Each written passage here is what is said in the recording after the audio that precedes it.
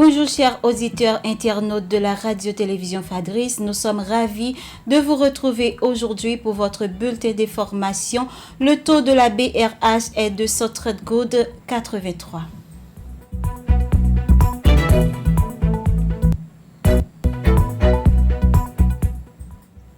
Le ministère à la condition féminine et aux droits des femmes MCFDF, en partenariat avec le Fonds des Nations Unies pour la population UNFPA, a lancé le mercredi 9 juillet à Pétionville un atelier national de validation des procédures opérationnelles standards POS pour la prise en charge des violences basées sur le genre VBG, organisé au Caribbean Convention Center pour 2 jours de travaux. Les échanges réunissent des représentants du gouvernement, d'agences onusiennes, de la police nationale, d'organisations féministes, communautaires et de défense des droits humains. L'objectif c'est de structurer et harmoniser la réponse multisectorielle aux violences faites aux femmes et aux filles.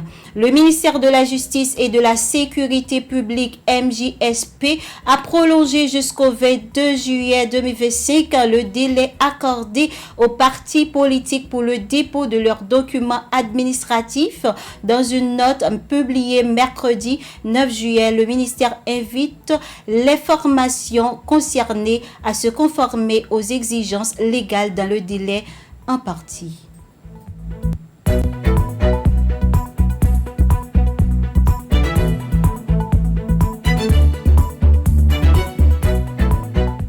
Le Conseil présidentiel de transition CPT a adressé ce même mercredi 9 juillet une correspondance officielle au Premier ministre Alex Didier Fils-Aimé sollicitant des explications urgentes sur plusieurs dossiers jugés sensibles.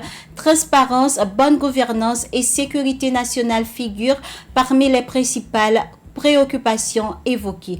Le CPT interpelle notamment le chef du gouvernement sur le renouvellement du contrat entre l'État haïtien à la société et la société caribéenne pour service CPS. En mission officielle dans le sud de l'Espagne, la ministre de la Planification et de la Coopération externe, Kathleen Florestal, est intervenue à la séance plénière de la 4e conférence des Nations Unies sur le financement du développement. Elle a mis en garde contre toute dissociation entre sécurité et développement, plaidant pour une approche globale et intégrée, essentielle selon elle pour les pays en situation fragile comme Haïti, à l'échelle internationale.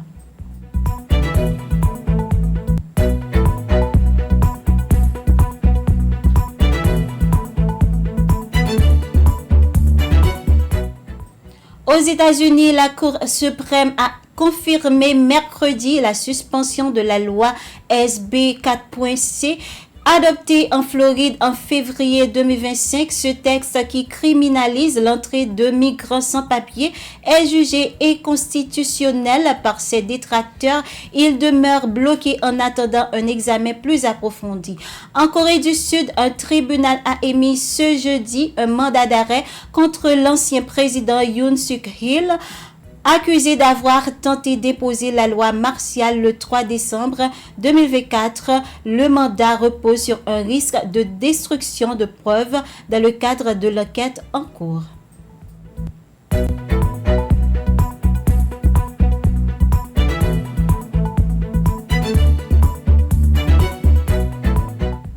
Au Liban, plusieurs activistes et journalistes critiques envers le Hezbollah ont déposé mercredi 9 juillet une plainte judiciaire contre le secrétaire général du parti, Naïf Kassem, pour incitation à la guerre et à la violence, ainsi que pour violation de la Constitution, une démarche inédite dans un contexte de débat sur les désarmements des groupes armés sur le plan sportif.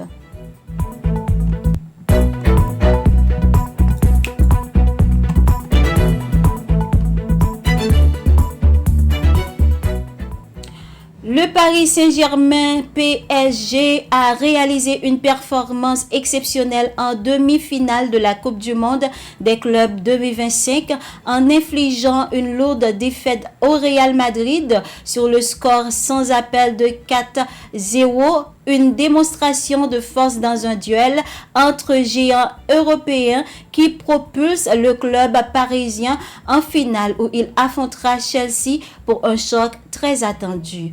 Mesdames, Messieurs, c'était avec vous votre bulletin d'information avec votre présentatrice Santa Barbara Jean-Baptiste.